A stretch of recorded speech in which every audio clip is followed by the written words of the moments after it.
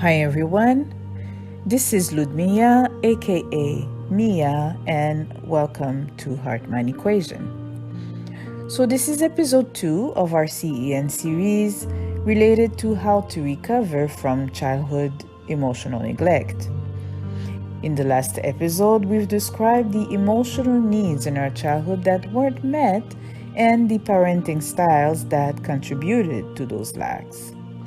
We've also identified some reactive behaviors that some of us adults display in response to the emotional neglects we were submitted to as a child. And as human beings, we all share emotional needs to be loved, to be appreciated, acknowledged, and respected. But how many of us have this wrong perception sometimes that our feelings don't matter, or have this feeling of emptiness inside without knowing why? Well, actually, some of us adults tend to get stuck in one of the emotional development stages of our childhood. Every time our inner child is triggered, we either crave for those needs to be met or react with the fears attached to those needs, such as fear of rejection, judgment, incompetence or failure, of expectations from others, fear of confrontation, and even the fear of humiliation. While to free ourselves from those fears and our reactive emotions, the important rule would be to address those unmet needs that take root in our childhood. It requires some self-development work. But before that, there's a few related behaviors that we need to stop in order to feel more prepared to address those rooted emotional needs from our childhood. So here they are. 1. Stop being a people pleaser.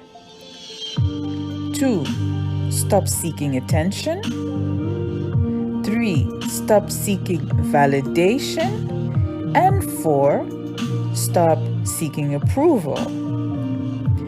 Well, the first outcome of that process of recovering from our childhood emotional neglect allows us to make sense of those reactive behaviors I've just mentioned. That is for better relationships with ourselves and therefore better relationships with others. The second outcome would be changing our self-perception from our inner values instead of external validation. The process helps us grow from feeling depleted to feeling that we are enough, and from enough to feeling valuable.